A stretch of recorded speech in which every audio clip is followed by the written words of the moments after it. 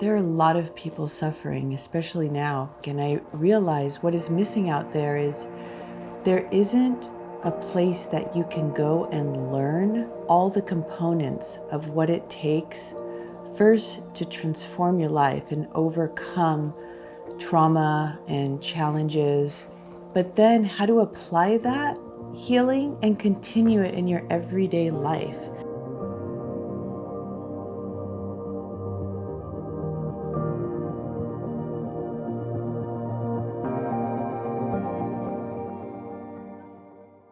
What does it take to live a life worth living? What does it take to live a life overcoming trauma or self-esteem issues? That there was not a course that said, hey, you need to have self-awareness. You need to be aware of the others around you and how they perceive you and how you perceive them.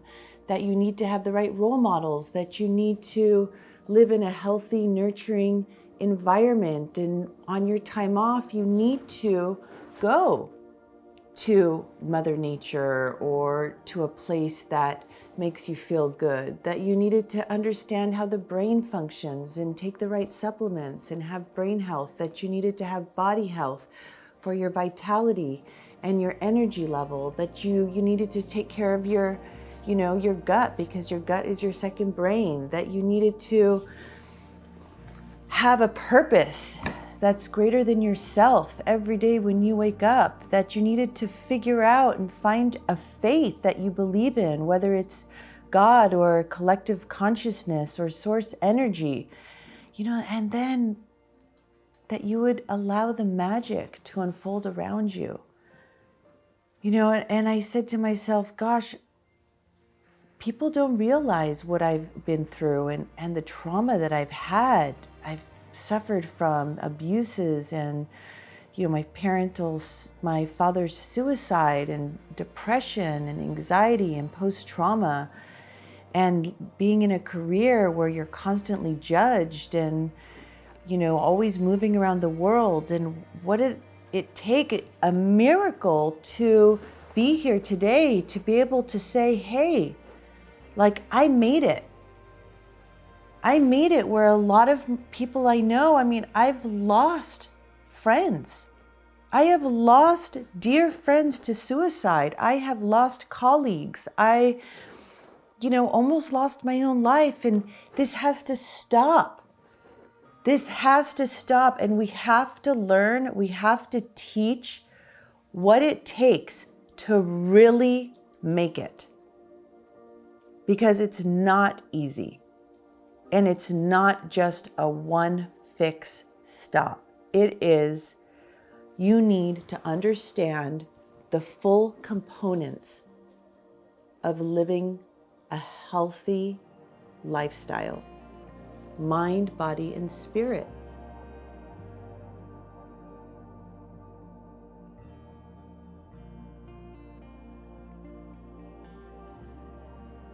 People, number one, you have to have self-awareness.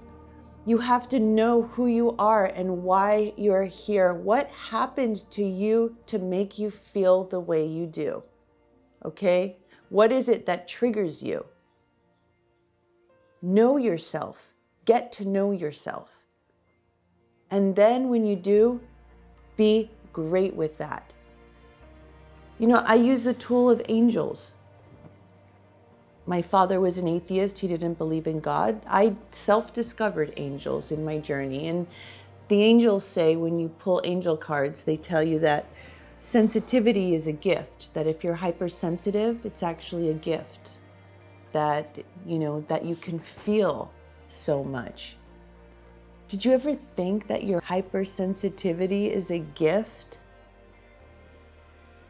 Thank God you can feel that deep, and that you're not just walking around mundane and without a care in the world of how you act affecting people or vice versa. So wake up every morning and say, thank you for my emotions. Thank you for my sensitivity. Thank you. And you will start to realize that you can navigate these sensitivities to actually tap into your intuition. And your intuition will guide you into the right places and the right people and the right, journey for yourself. I am who I am, and that is that. Thank God for that. You are who you are, and that is that. Thank God for that.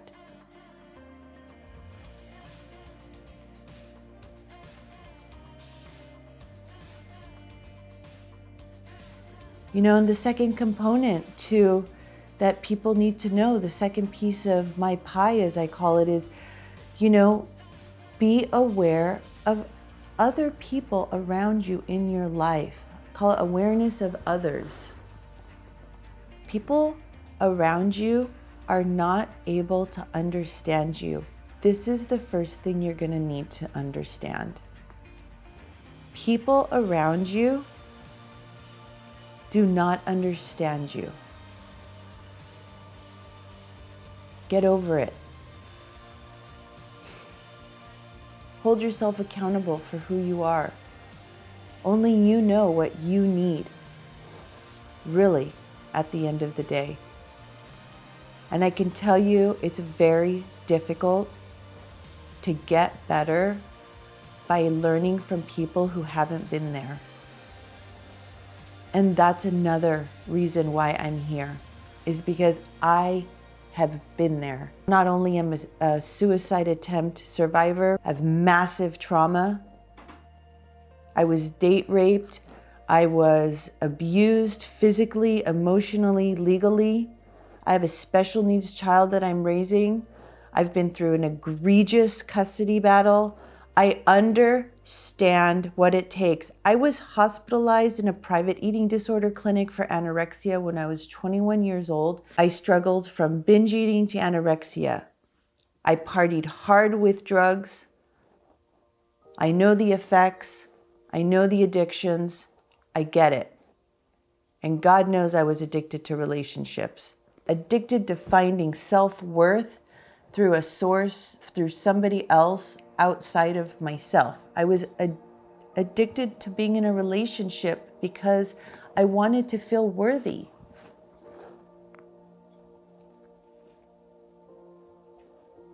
I understand what it takes to recover, and I made it through. And so I want to help people, full spectrum, help navigate your own life. Take the little bits that are missing from this pie that I've created and fill your pie. Awareness of others. So that's the second one, Be sensitive to the people around you. Also, do the people around you, like the people you follow on social media, do they make you feel good? Do you learn from them? Or do they make you feel bad about yourself? Do they make you question yourself? I went through, cleaning up social media. I was like, wait a minute, I'm following people that maybe weren't making me feel the best about myself, or their value systems didn't match what I believe in, and I decided that, I want to make social media more of a learning tool for me and a feel-good tool, or to relate to the people in my life that I miss, that I love. I don't expect everybody to understand or, but at the end of the day, you guys, you don't owe anybody anything. You owe it to yourself to be a good, healthy person. That's what you owe.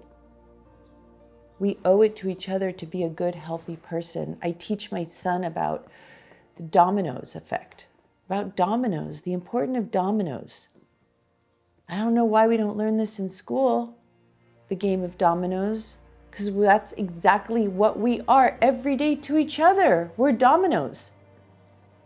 Imagine I wake up in the morning, two scenarios. I wake up in the morning, I put on my song, I am who I am, and that is that. Hallelujah. I wake up, I say, thank you, God. I drink my water, have my coffee, go to the bathroom, make sure I'm clean. Then, I go to school take my son to school with a smile, with grace, with joy, feeling good. Smile at the teachers, smile at the other parents, or if you're homeschooling, have the capacity to take a breath and be patient and present for your kid. Or you're going to wake up in the morning with an alarm clock that goes, You drag yourself up because you've eaten the wrong food, or you've, had too much to drink the night before. You're exhausted. You turn on the news or turn on the emails and you say, oh God, I have 250 emails to reply to that I haven't replied to, or what's happening in the world that people are struggling and suffering, that there's really nothing that you can do about that right now, honestly. So why are you putting that into the first minute of your days? You know what those people need from you? Those people need you to wake up in the morning and take care of yourself, and how about pray for them? Or give gratitude for you being who you are and where you are, and the fact that you can actually take care of yourself and your child, or your dogs, or your cat, or your purpose, or your job, the people around you.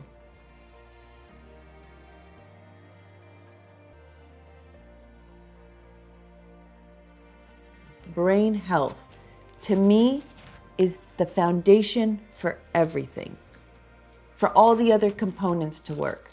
Because if you don't have a healthy mind, you cannot have self-awareness. You cannot have, acceptance of others, really, because you don't have the capacity to manage your thoughts.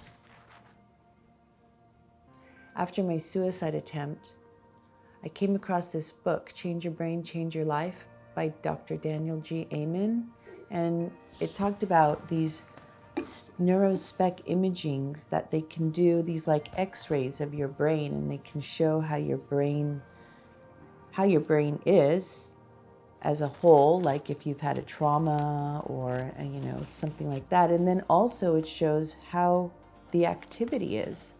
You can actually see how your brain is working.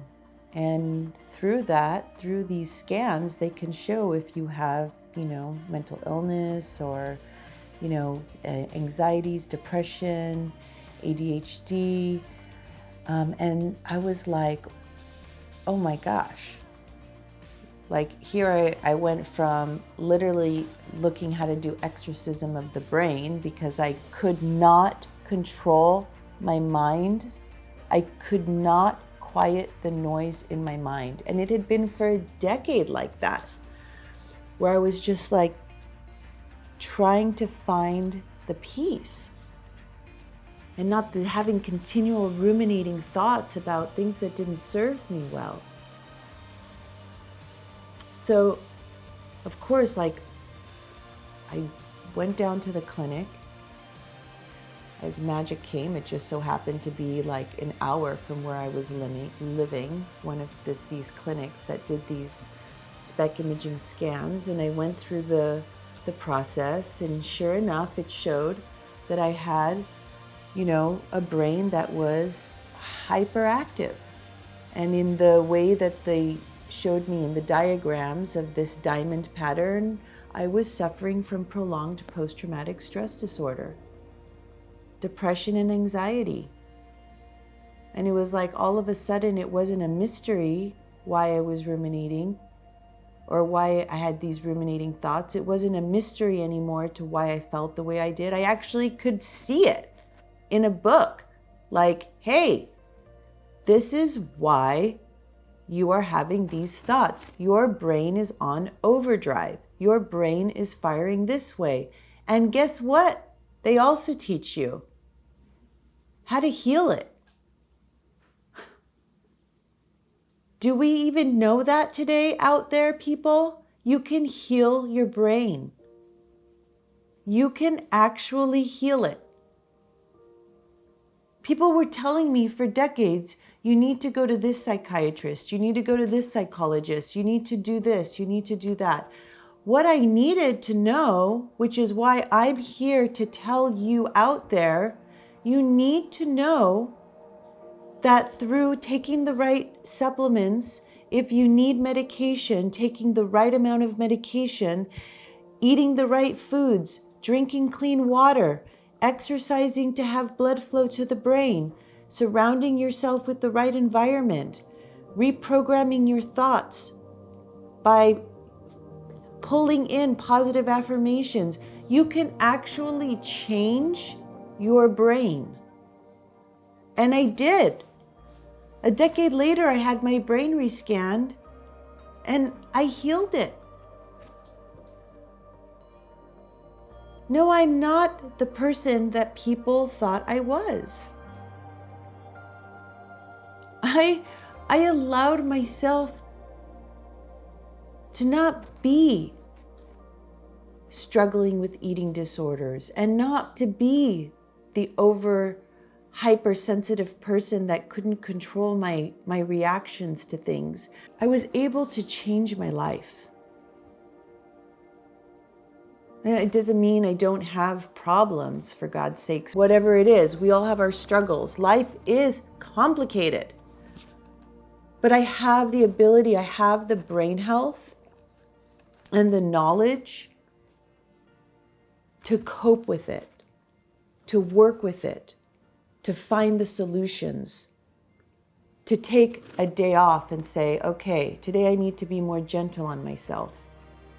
You know, yesterday was that day. Yesterday I woke up, I don't feel so good yesterday.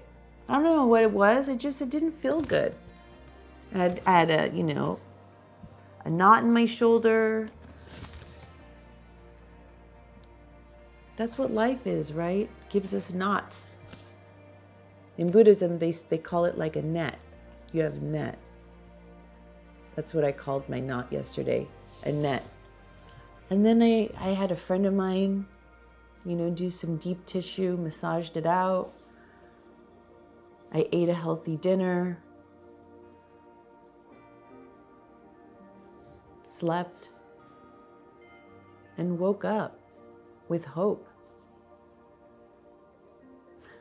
Woke up with friends there. These guys filming this today, I call them angels because they're here to help me do what I've been wanting to do for so long, which is give my knowledge back to what it takes to make it through. And if one person can hear this and recognize themselves in me of who I was, that person who was completely out of control in my thoughts and who was sensitive and who has a good heart but is misunderstood, and who maybe can't get a grasp or a grip on eating or drinking or hyperreactivity or whatever it is, just now it's time for you to sit down and listen to me and to realize that change is out there. Hope is out there. And I'm here to teach you how.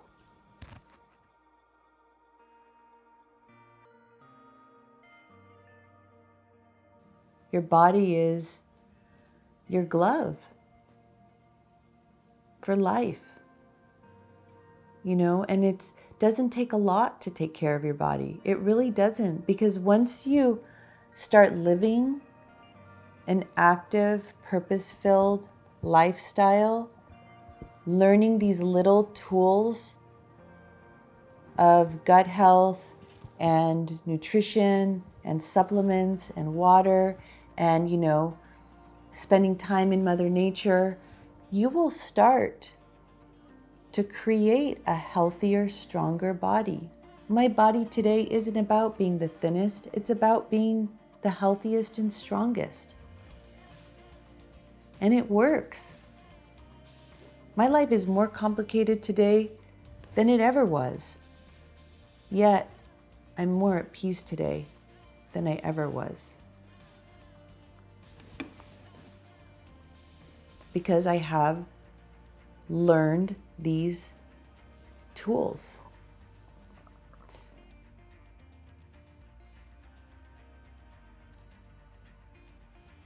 The fifth piece of my pie that I've created to living a healthy life is having a loving, nurturing environment. You know, always just be aware of how you keep your home, your workspace. When you decide to take time off, where you go, do you go to spend some time in Mother Nature, go hiking to the beach, to a park? Or, you know, do you go to somewhere noisy and crowded? You don't have to have a big space to make it a loving, nurturing one. Things like, do you always keep your shades drawn, or do you actually let the sunlight in? I always reference where people are like plants. We need clean water, light, and love. So think of yourself as a plant in your own house. Open those windows, get fresh air. Only have things in your house that give you good reminders, including the clothes that you wear. If you had a fight with your boyfriend or your girlfriend while you were wearing this shirt, and every time you think about it, it brings back that story, get rid of it. And that is how every single thing, from a picture to a pillow to a crystal, you know, discover the healing effects of crystals. It's fun. Wind chimes, for example. I love wind chimes. That's my music at home sometimes. Keeps me just peaceful. Just makes me feel good. I love taking care of plants. They remind me of, you know, the plants that are around my house help me remind myself to take care of myself too. Your workspace. How do you keep your workspace? On my desk, I have tons of these little cutouts of all these little sayings from the Dalai Lama or my Kundalini teacher, a picture from my childhood. I have a picture on my desk from my childhood of me as a little girl holding up the arm of another. And you know, I have that there because I realize I want to be that as an adult. I want to help raise the arm up of the other. I feel like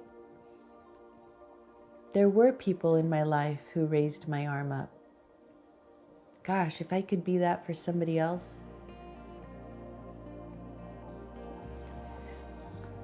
And so I put these things there, not because I necessarily read them every day, but even if I don't read them, I know that my subconscious sees them. And with that, whether it's on my refrigerator or on my desk, I have lessons that I'm reminded to know. You know, we spend a lot of time at the kitchen sink. One of my little altars around my house is actually above my kitchen sink.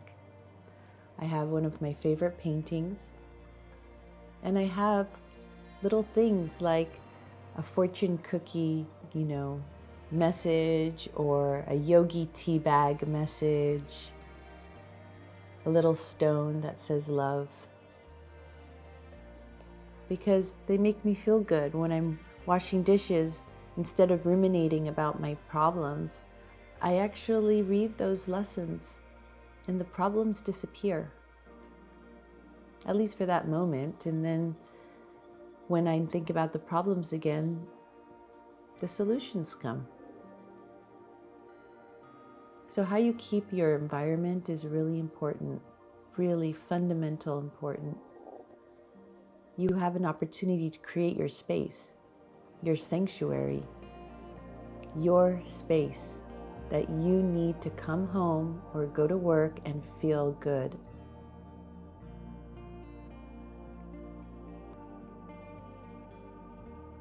What is your purpose in life?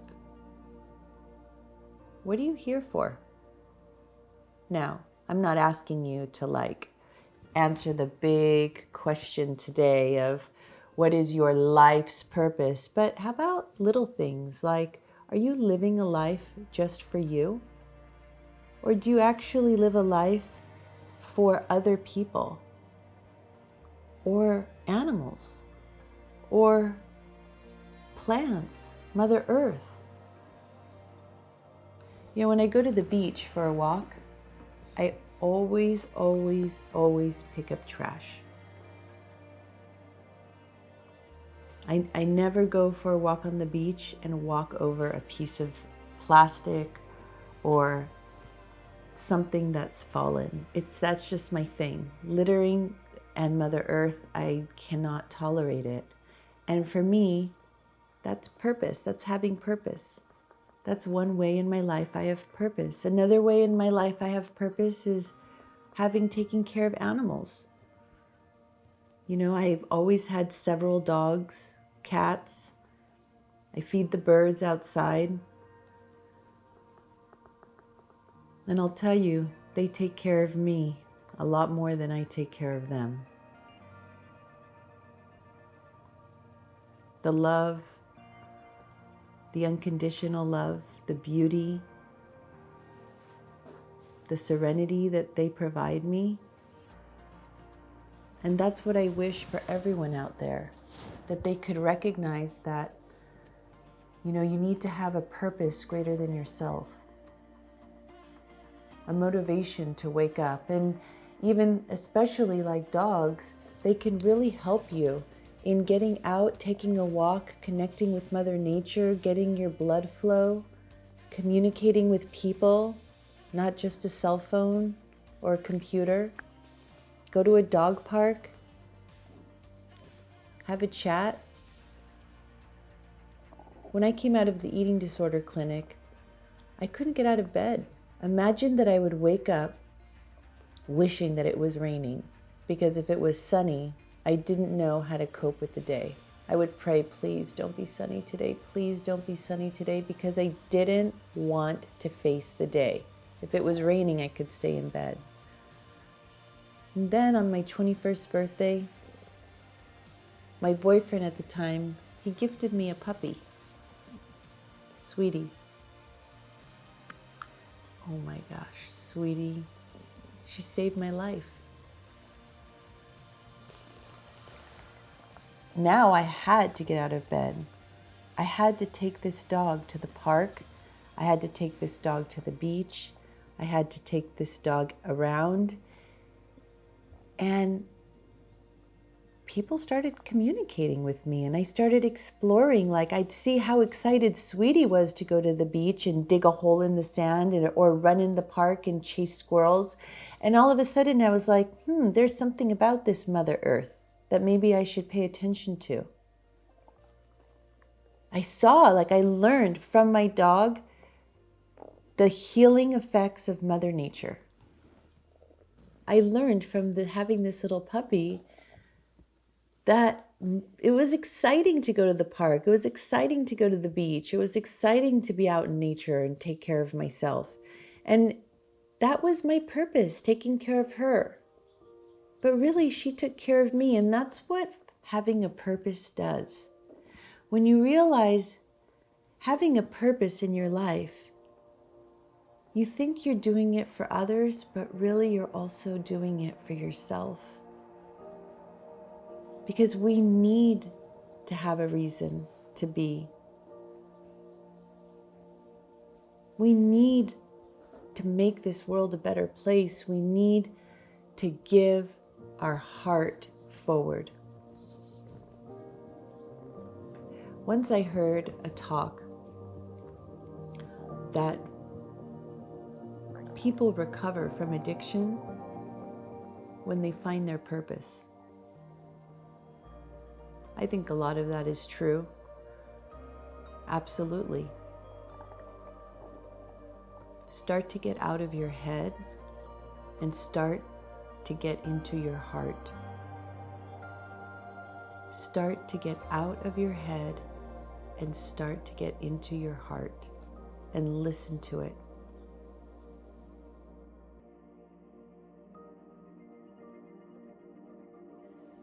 So the next piece of my pie is faith.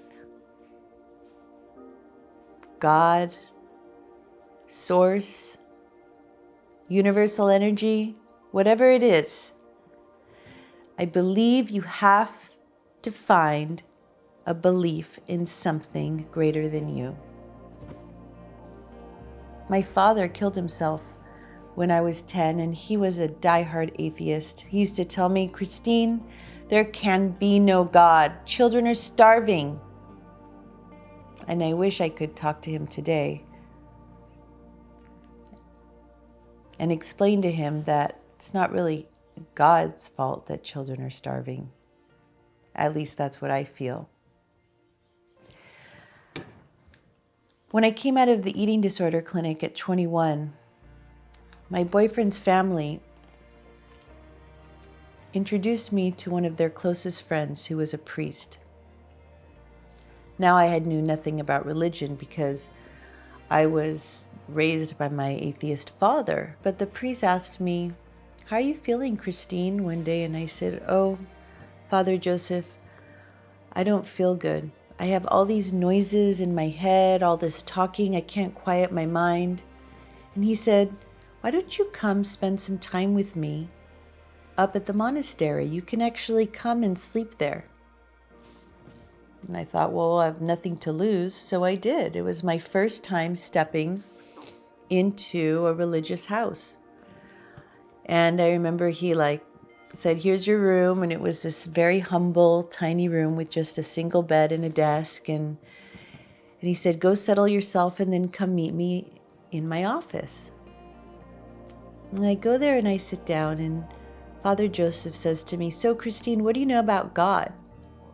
And I said, well, I really don't know anything about God because my father was an atheist and my mother was agnostic. He said, okay, so I'm going to talk to you about God, but when I say God, I want you to think about the word love. Just imagine love. I said, okay, I can do that. Father Joseph said to me, I'm going to give you an exercise. I want you to go outside now and write on a piece of paper 5 different people who have showed God's love to you. I was like, and then I want you to draw a circle around them. And I was like, okay. So I went outside and laid down on the grass and I wrote down 5 different names of people who had showed really, and I thought wow, if he's using the word God and God's love, that meant unconditional love. That was easy. It was my mom and my boyfriend's mom, and it was obvious people had really cared about me and given me love. And so I went back into his office and I said, here, I did it. And he said, okay, now I want you to go outside. This time I want you to write 5 different people who you showed God's love to, and then draw a circle around it. So I took my pen and paper again and I went outside and I laid on the grass, and I remember a dog in the background behind me and 2 birds flying over me at the moment that I realized, wait a minute, he's asking me to write 5 people who I have showed unconditional love to, God's love. Because from my experience, I was 21 at the time, yeah, I had said I love you to my mom or I love you to my boyfriend, but it was with the expectation that they would love me back. That I wanted them to love me back, I needed them to love me back. But when had I ever really said I love you to somebody who I didn't need or want or expect anything from back?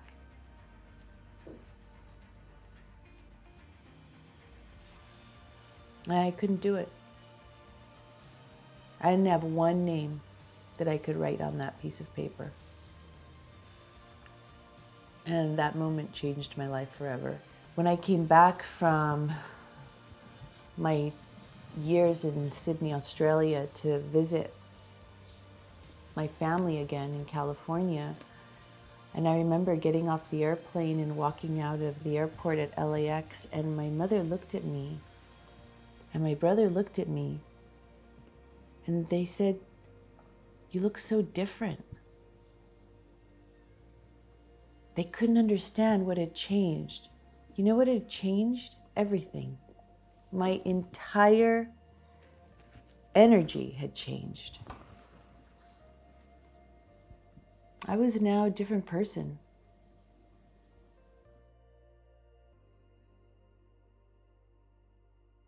Once I was in Italy and I went to the market. Now there I didn't have a car, so I had to walk several blocks. When I came back, quite exhausted, carrying a few heavy bags of groceries, I realized I had forgotten the lemons, my favorite fruit to have in my water. So I was like, ugh. My first reaction was, shit, what am I gonna do? And then I stopped myself and I consciously said, you know what? You're gonna be okay with that. Make it okay with it. It's not the end of the world. Like, be grateful for what you do have. I kid you not,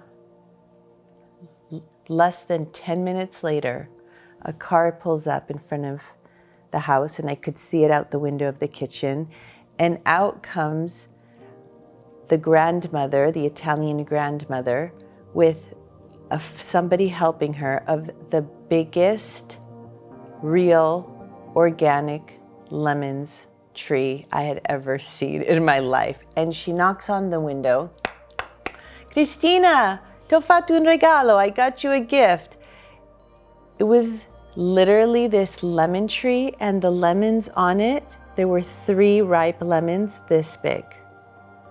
I knew that's what you call magic. That's what you call when you surrender to what is, you get the magic.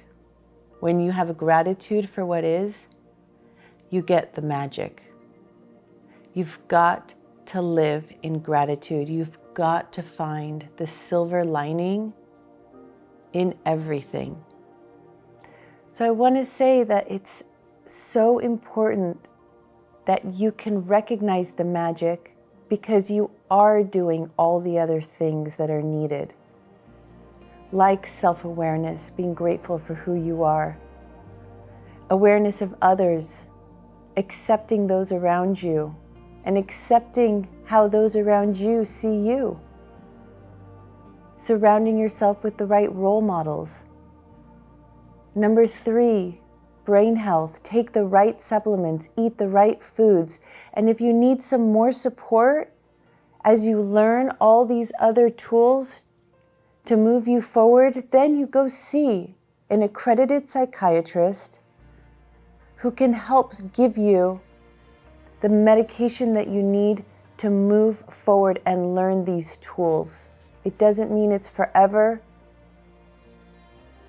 Western medicine is here as a purpose. Eastern medicine is here as a purpose.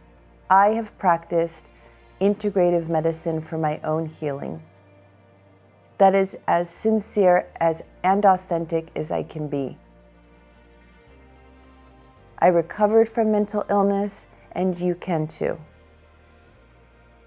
Taking medication is not a bad thing. If you take it not as a Band-Aid forever, but as a Band-Aid to stop the bleeding so you can heal. And what do you do after you heal? You can take your Band-Aid off. Number 3, body health. It's so important to take care of your body because it is your life force. Strong mind, strong body. Flexible mind, flexible body. It's not everything. My father was unbelievable. So fit. He was a champion body surfer, swimmer. He exercised every morning. But I believe he had prolonged post-traumatic stress disorder, and he didn't have the 8 pieces of the pie. So be aware that you need all of them. Number 5, healthy, loving environment. Create a sanctuary for your home and your workspace. And when you're outside, go out to places that make you feel good and smile. Purpose. Adopt a dog, or better yet, 2, get a cat. Or if you already have them, start to really recognize the importance of who you are for them and who they are for you. Join a charity, nonprofit organization, or start writing and sharing your feelings with others so others know that they're not alone in this world. Whatever it is, find a purpose greater than you.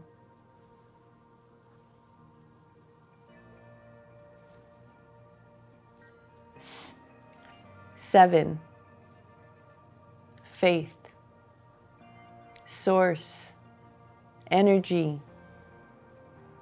Think about the dominoes. Think about Newton's third law of attraction. And think about when you're really struggling, don't you want to have something, someone, somebody, or some source to talk to? Because it helps. It really does. It helps to have a faith. And number 8, let the magic in. Believe in the magic. Because it is not until you start to realize that the magic is there that you can start to really having amazing fun with surrendering to what is.